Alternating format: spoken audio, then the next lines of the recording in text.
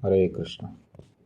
तो आज के इस कोट में श्रील प्रभुपाद कहते हैं कि मैं आपसे हाथ जोड़कर विनती कर रहा हूँ कि दोबारा हिप्पी मत बनिए। आपके इन बालों को, दाढ़ी को, मूँछों को नहीं बढ़ाना। कृपा करके आपके इस सर को बहुत अच्छी तरह से मुंडवा के रखना, एटलीस्ट महीने में एक बार। ये मेरी आपसे विनती है। मैं आपको न डांट सकता हूँ, न आपके ऊपर कोई रोब जमा सकता हो। मैं एक बूढ़ा व्यक्ति हूँ और आप सब बहुत ही युवावस्था में हैं, लेकिन मेरी आपसे हाथ जोड़कर विनती है कि पुनश्च आपके पुराने जीवन पद्धति में नहीं लौटना। आजकल हम देखते हैं भक्त भी बहुत ज़्यादा इन बातों की तरफ ध्यान देते हैं। साधक गण जो होते हैं दाढ़ी बढ़ाते हैं, उसको संवारने में बहुत समय बिताते हैं। दाढ़ी केवल बढ़ाते नहीं है, उसको ट्रिम भी करने में बहुत ज़्यादा समय जाता है।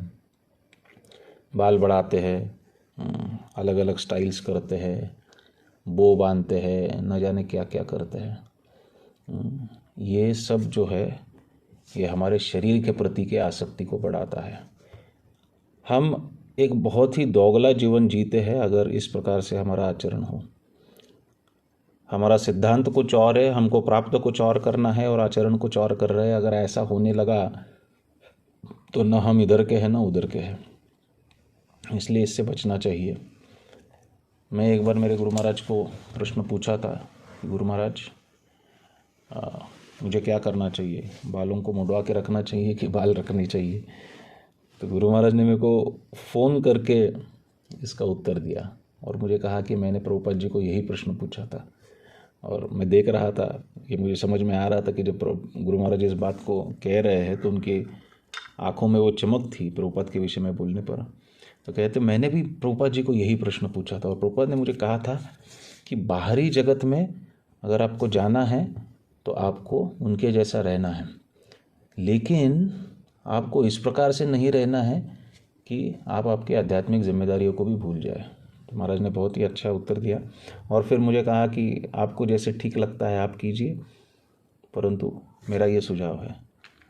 तो इस प्रकार से हमारे आचार्यगण भी चाहते हैं कि हमारा आचरण जो है वो ठीक रहे। अगर हमारा आचरण, अब कोई कहेगा क्या बालों में भक्ति होती है क्या? बाल बढ़ाए चाहे कम करे उससे क्या फ़र्क पड़ता है? उससे फ़र्क कुछ नहीं पड़ता है। हमारी शरीर के प्रति की आसक्ति बढ़ती है, हमारा समय व्यर्थ होता है। और ख़ास करके भगवान के अर्चन पद्धति में अगर कोई सेवा कर रहा है तो उसको तो बालों को बिल्कुल ही कम रखना चाहिए या नहीं के बराबर रखना चाहिए, क्योंकि अगर बाल गिरते हैं किसी भी पदार्थ में, किसी भी पैराफर्नेलिया में, तो भगवान की सेवा जो है वो अशुद्ध हो जाती है, वो सेवा में अपराध हो जाता है। तो इससे बचने के लिए ये सब कहा गया है, इसको समझना चाहिए। क्योंकि बड़े बाल होंगे, अब मेरा ये अनुभव है, गए 2-3 साल से मेरा मैं शेव्ड हेड रखता हूँ, तो ये बहुत आसान हो जाता है। आपको सुबह सुबह उठकर स्नान करने के बाद भी तैयार होने में समय नहीं लगता है। फटाक से तिलक लगाओ, बस हो गया। नहीं तो पहले तेल लगाओ, कंघी करो, ये करो, वो करो, सब इतना समय जाता था, लेकिन अब वो सब समय बच जाता है। आपका शरीर के प्रति ध्यान जो है वो उससे कम होने लगता है। और इसलिए और चाहे जो कोई भी कारण हो, चाहे उसके पीछे कोई साइंटिफिक कारण हो, प्रैक्टिकल कारण हो या ना हो, जब हमारे आचार्य कह रहे हैं तो उसको मानना ये हमारा सर्वप्रथम कर्तव्य हो जाता है। इसको पालन करना चाहिए।